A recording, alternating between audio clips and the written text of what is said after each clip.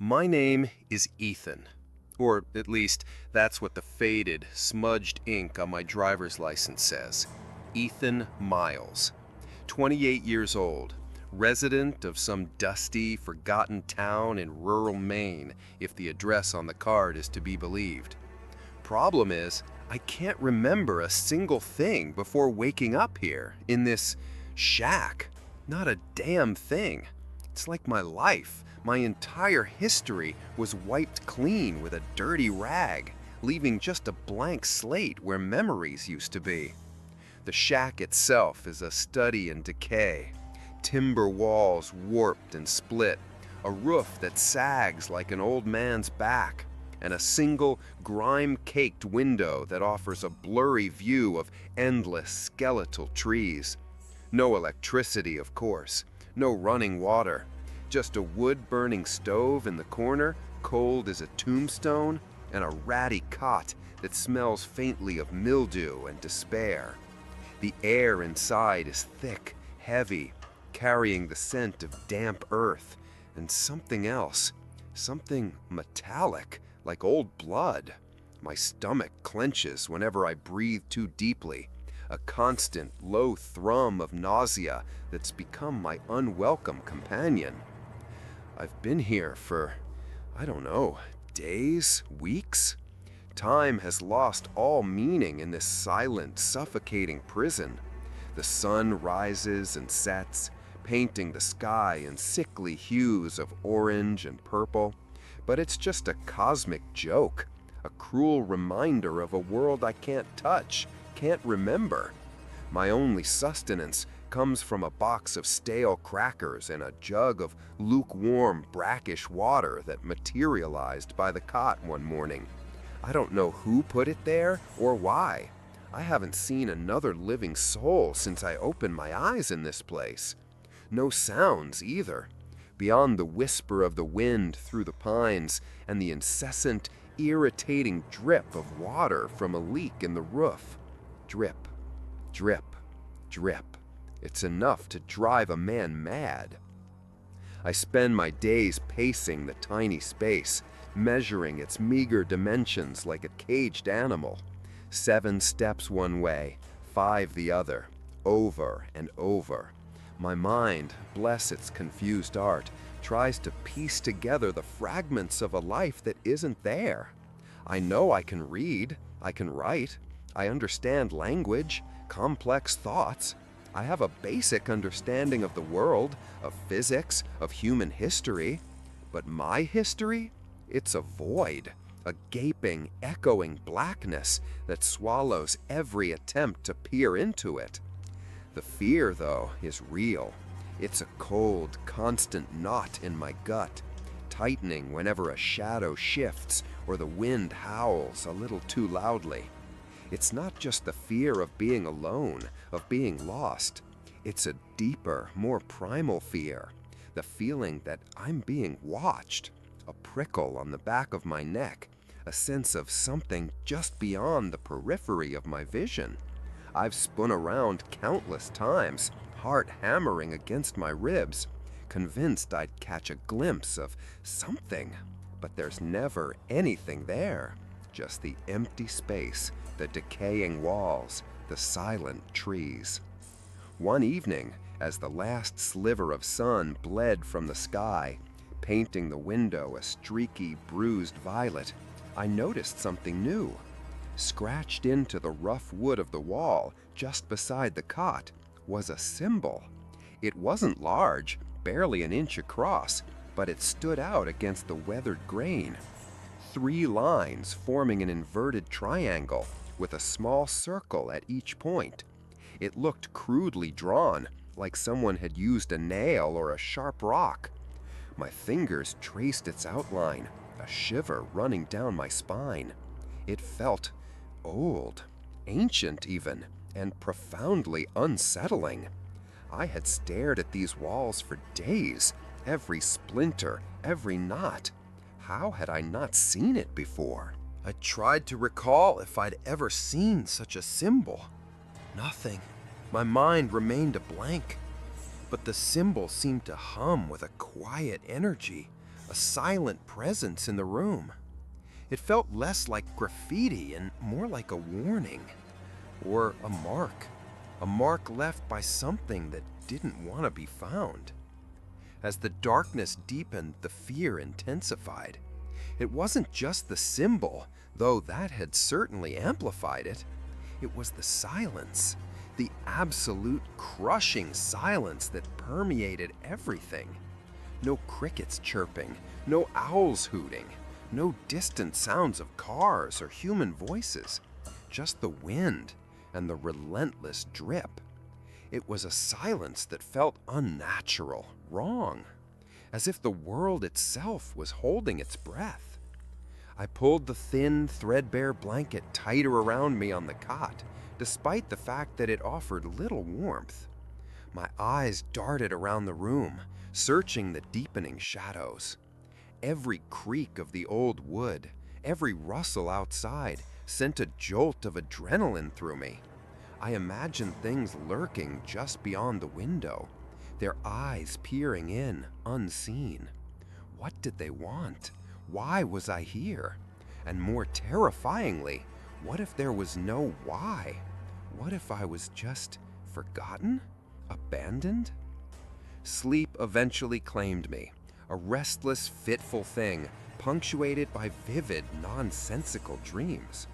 I saw fleeting images of swirling fog, of grasping hands reaching from the darkness, of a voice whispering my name. Not Ethan, but something else, something I couldn't quite grasp, a name that felt both intimately familiar and utterly alien. I woke with a gasp, sweat slicking my skin, the taste of ash in my mouth. The shack was still dark, still silent, but the air felt heavier now, charged with an unspoken presence. And the symbol on the wall, even in the faint pre-dawn light that filtered through the grime-streaked window, seemed to glow with a faint, malevolent energy.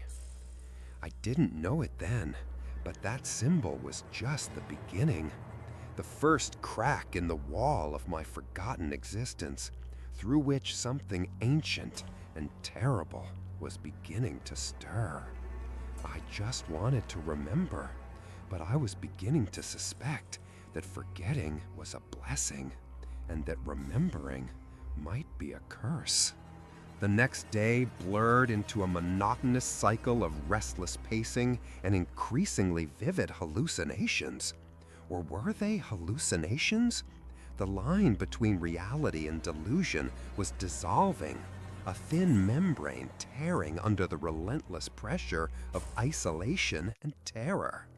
The symbol on the wall, the inverted triangle with the 3 circles, seemed to throb almost imperceptibly, especially when the light was dim. I found myself staring at it, mesmerized and horrified, as if it were a key to something I desperately needed to unlock, or a lock on something I prayed would stay sealed.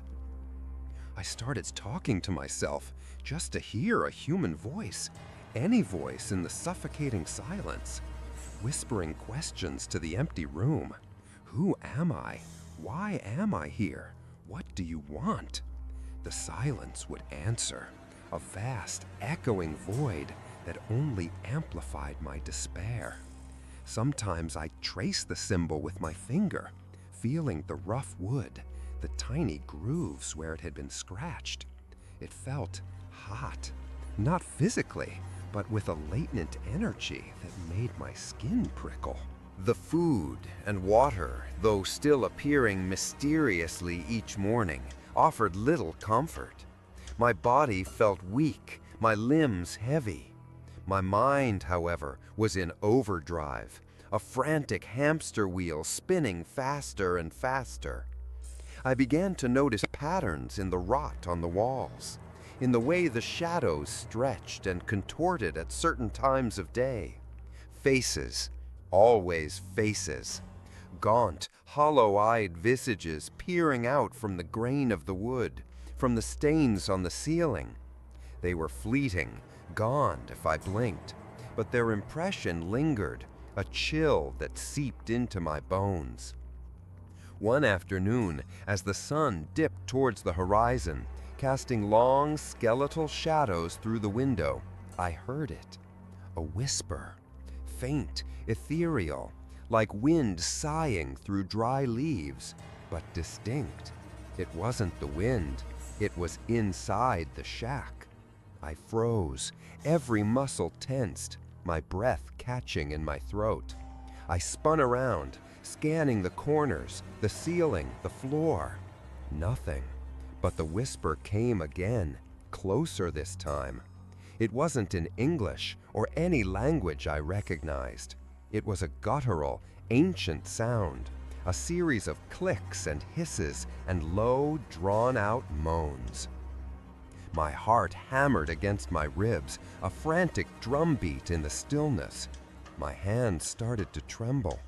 I backed away slowly until my spine pressed against the rough wall opposite the symbol. The whispering grew louder, swirling around me, seeming to come from everywhere and nowhere at once. It felt like 100 voices speaking at once, weaving a tapestry of sound that was both horrifying and strangely compelling. I wanted to cover my ears, to scream, but I couldn't move. I was paralyzed, caught in the terrifying symphony. Then I felt it, a cold breath on the back of my neck. I whirled around, my eyes wide with terror, expecting to see something. But there was nothing, just the empty space where the whisper seemed to originate. Yet the cold lingered, a tangible presence that made the hairs on my arms stand on end. And the smell returned, stronger now, that metallic, blood-like scent, mixed with something else, something cloying and sweet, like decaying flowers. Panic, raw and visceral, clawed its way up my throat. I stumbled backward, tripping over my own feet, and landed hard on the floor. My head hit the rough wood with a sickening thud, sending a searing pain through my skull. For a moment, the world swam, blurring into a kaleidoscope of shadows and light. When my vision cleared, the whispering had stopped. The cold had receded. But the silence that followed felt even more oppressive, heavier than before. It was the silence of something waiting, watching. I pushed myself up, my body aching, my head throbbing.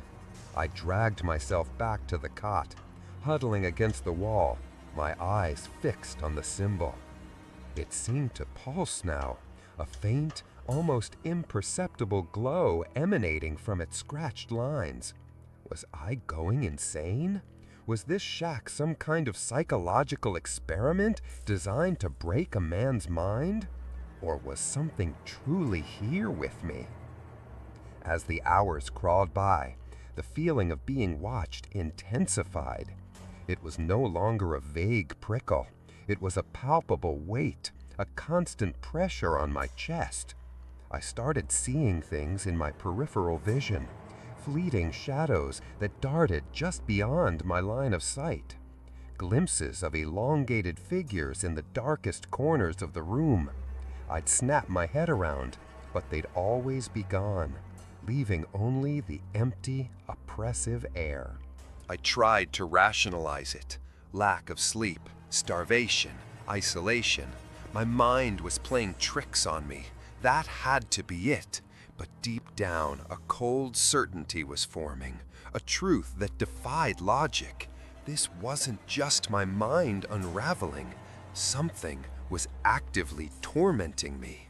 Something that was tied to this shack, to this desolate place, and perhaps to that cursed symbol.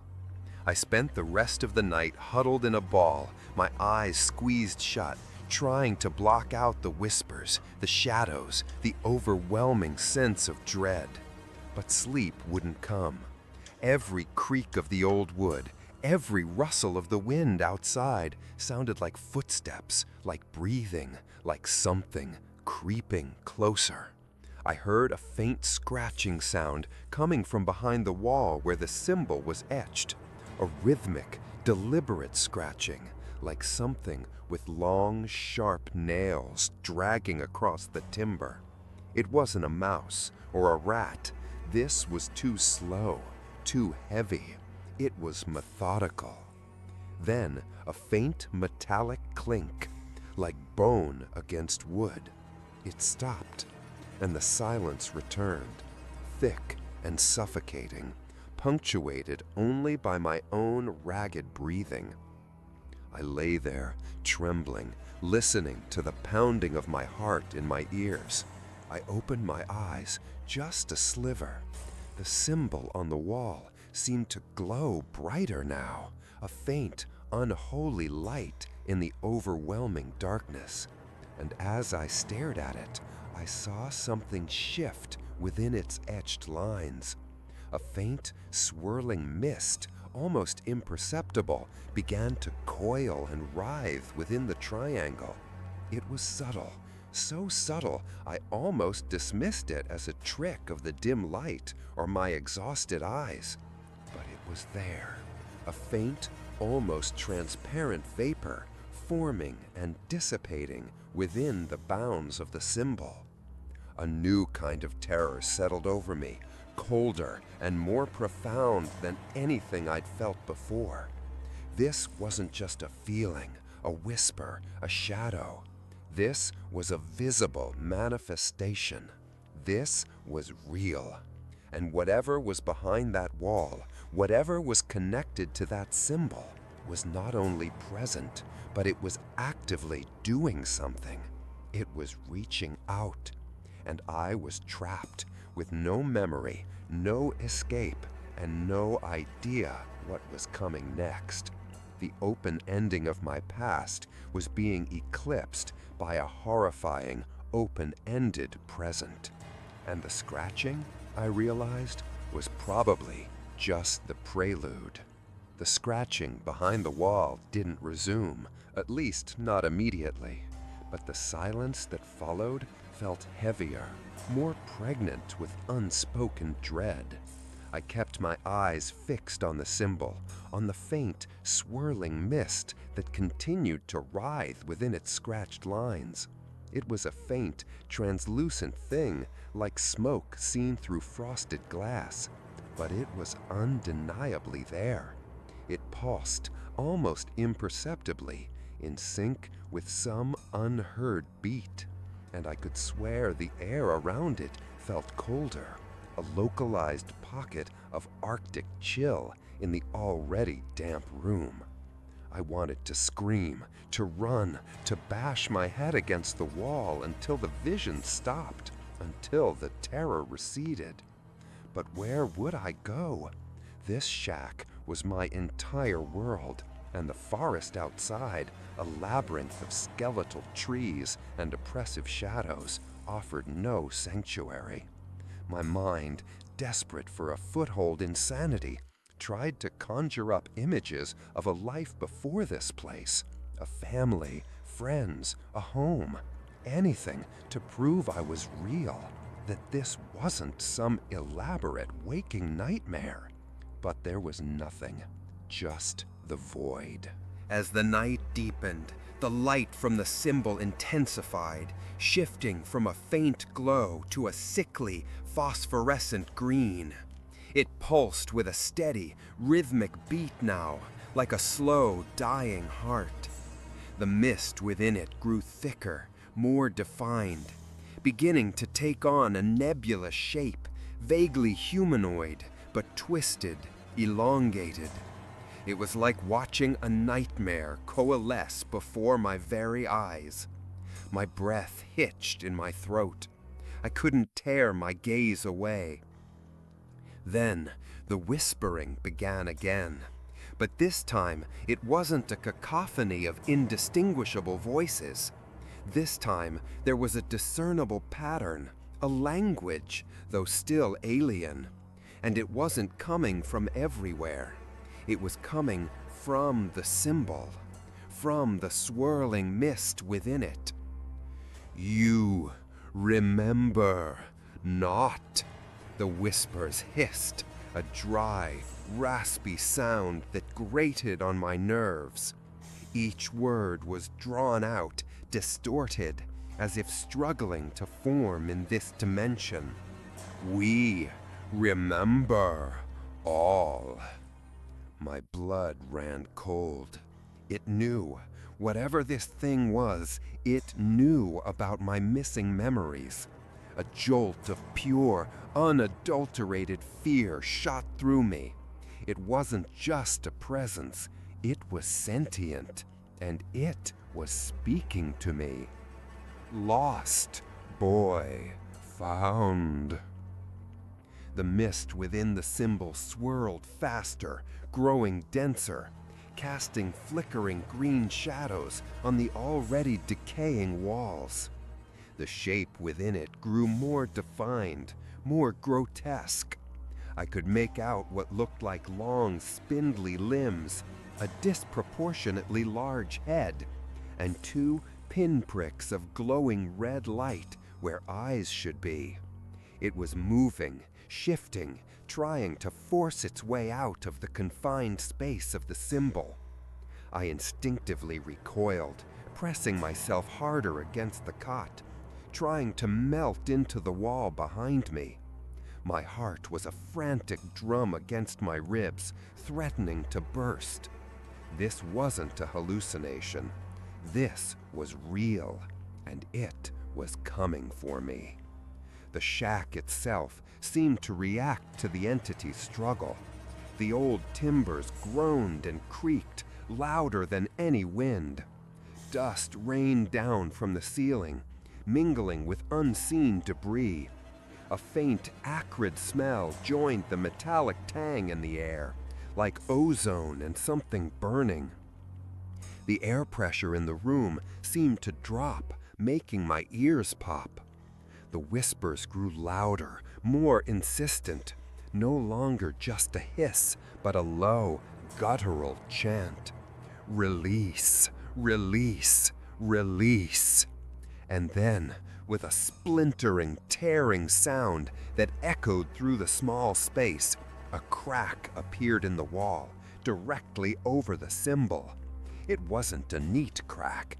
It was jagged, as if something had pushed through from the other side with immense force.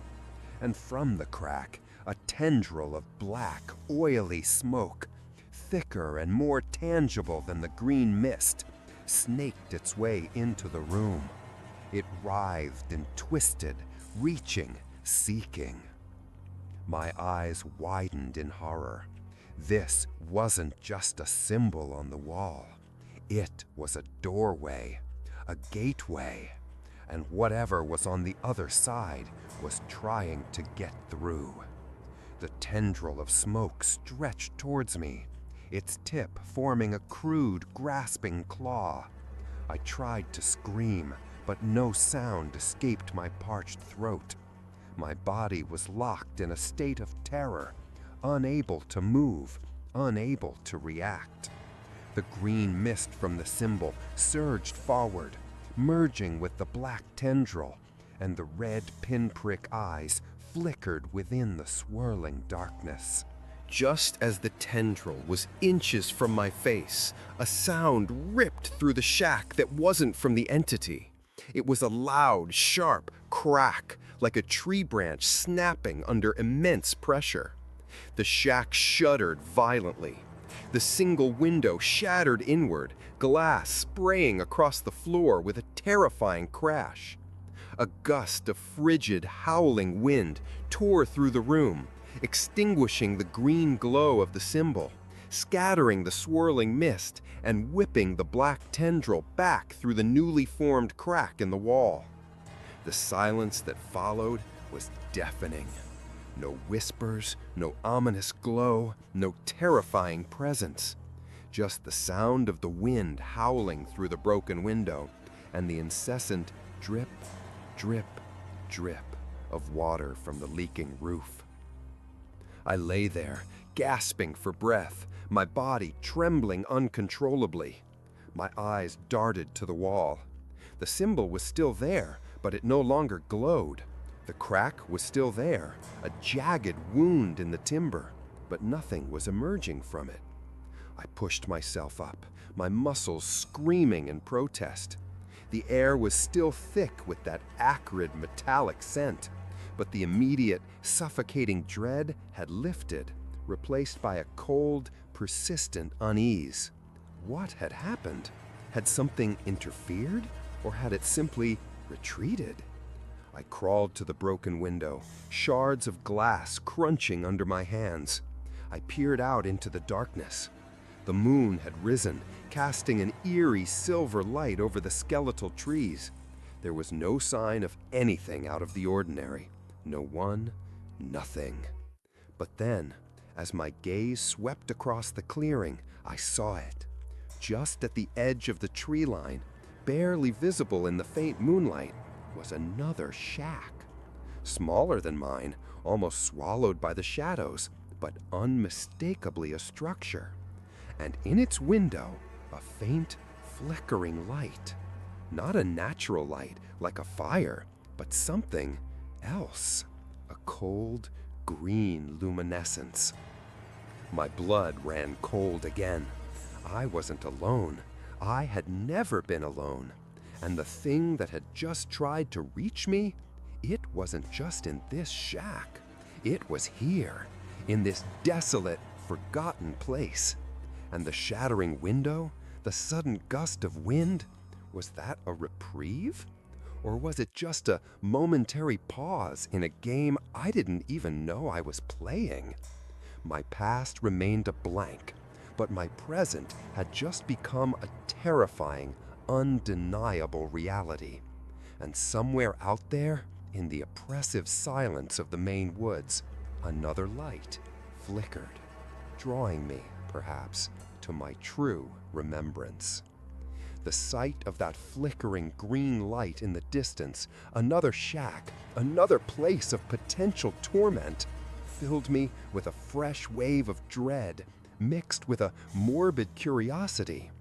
The immediate threat from the symbol had receded, but the profound sense of being watched, of being part of something far larger and more terrifying, settled even deeper into my bones. My head still throbbed from hitting the floor, and the cold air from the shattered window was a constant reminder of the night's horrors. I spent the rest of that night huddled on the cot, pulling the thin blanket over my head, trying to block out the sight of the jagged crack and the empty, staring window. Sleep was impossible. Every gust of wind through the broken pane sounded like a whisper. Every creak of the old wood a footstep. My mind replayed the terrifying image of the black tendril reaching for me, the glowing red eyes, the hissed words. You remember not. We remember all. What did they remember? What was this forgotten past they spoke of? As the first slivers of sickly gray light crept through the broken window, I forced myself to get up. The crackers and water were still there, untouched, a grim offering. I couldn't bring myself to eat or drink. My stomach churned with a mixture of fear and nausea. My gaze drifted to the wall. The symbol was still etched there, stark against the weathered wood, no longer glowing, but still radiating a subtle, unnerving presence. The crack above it, however, seemed to have widened ever slightly, just enough to confirm it wasn't a trick of the light, but a physical manifestation of whatever had tried to break through. The other shack, the flickering green light, it called to me, a terrifying siren song. Part of me, the primal survival instinct, screamed to stay put, to hide, to simply cease to exist. But another part, a deeper, almost desperate urge, compelled me to investigate. Perhaps there I would find answers. Perhaps there I would finally remember. Or perhaps there I would find something far worse. I knew I couldn't stay in this shack. The shattered window was an open wound, and the fear of what might try to enter through it again was a constant gnawing agony. I had to move. I had to find out what was happening. With trembling hands, I wrapped a loose piece of cloth I found on the floor around my injured hand, where a shard of glass had grazed me. My body felt weak, but a surge of adrenaline, fueled by terror and a desperate need for answers, propelled me forward. I pushed open the rickety door, its hinges groaning in protest, and stepped out into the pre-dawn chill. The air outside was biting, carrying the scent of pine and damp earth. The forest was an oppressive labyrinth, the trees stretching like skeletal fingers towards the overcast sky. Every shadow seemed to conceal a lurking presence, every rustle of leaves a whispered warning. I kept my eyes fixed on the distant outline of the other shack, barely visible through the dense foliage. It was a faint beacon in the overwhelming gloom, drawing me in like a moth to a deadly flame. The walk felt endless. The ground was uneven, covered in a thick carpet of decaying leaves and gnarled roots that threatened to trip me with every step. The silence of the forest was absolute, broken only by my own ragged breathing and the crunch of leaves under my worn boots. I kept glancing over my shoulder, convinced I was being followed, that unseen eyes were tracking my every move. The metallic, sweet scent from the shack seemed to cling to me, a nauseating aura. Finally, after what felt like hours, the trees began to thin, and the other shack came into clearer view. It was smaller, even more dilapidated than the one I had left, leaning precariously to one side, as if on the verge of collapse. And in its single grimy window, the green light flickered, stronger now, a sickly pulsing glow that seemed to beckon me closer. As I approached, a new sound reached my ears, a low, guttural humming.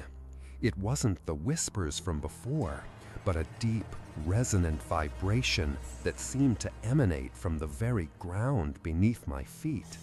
It vibrated in my chest, a disquieting bass note in the silent forest. I crept closer, my heart pounding a frantic rhythm against my ribs.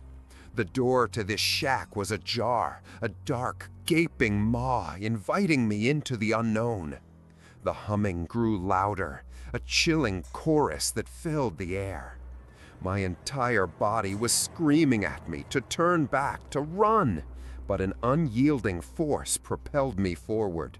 I had to know. I had to remember. I pushed the door open the rest of the way, revealing the interior of the shack. It was even smaller, even more desolate than mine.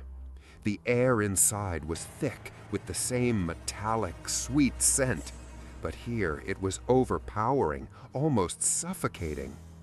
And then I saw it. On the far wall, directly opposite the open door, was a larger version of the symbol. Not scratched into the wood, but somehow etched into the very fabric of the wall, glowing with an intense, pulsating green light. It seemed to absorb all other light in the room, creating an unnatural darkness around it.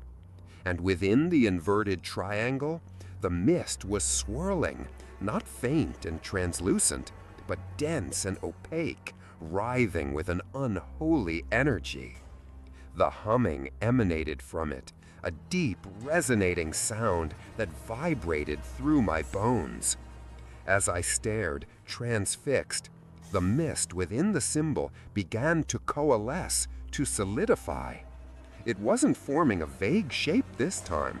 It was forming a face. A grotesque, elongated face with hollow, sunken eyes that glowed with the same malevolent red light I had seen before. Its mouth was a wide, toothless maw, and as I watched, it slowly, impossibly, began to open. And then a memory, a fragment, sharp and painful, piercing the veil of my amnesia. Not a memory of this place or the shack, but a feeling, a cold, consuming terror, a blinding flash of green light, a searing pain, and a voice, not a whisper, but a scream, raw and desperate, my own voice. The face in the symbol solidified further, its features becoming clearer, more horrifying. Its eyes, those pinpricks of red light, fixed on me, piercing through my very soul. And from its newly formed mouth, the humming intensified, transforming into a single, drawn-out word, spoken in that same ancient guttural language, but now clear, undeniable. Ethan! My name, my forgotten name, spoken by something ancient and monstrous, something that had waited for me, that had lured me here. The shack around me began to tremble, the very ground shaking under the force of the entity's manifestation. The humming swelled, becoming a roaring crescendo that deafened me.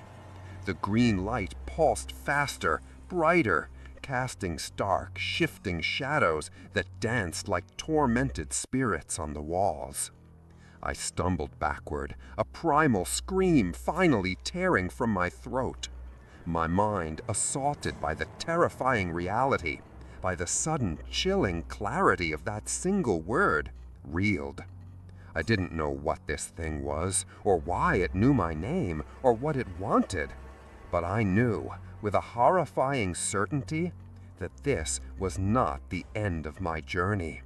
This was the beginning of something unspeakable. I turned and fled, bursting out of the shack, the chilling hum echoing behind me. I didn't look back. I ran blindly into the dense, silent forest, the skeletal trees now seeming to reach for me, the shadows alive with unseen threats. My lungs burned, my legs ached, but I pushed on, driven by a terror that transcended exhaustion. I had no destination, no plan, no memory of where I came from. All I knew was that I had to escape. Escape the name, escape the symbol, escape the thing that had waited in the darkness for me. And as I ran deeper into the endless, suffocating silence of the Maine woods, I knew, with a chilling certainty, the true nightmare had only just begun. The forest stretched before me, an open-ended abyss, and I, Ethan, was now undeniably, horribly lost within it.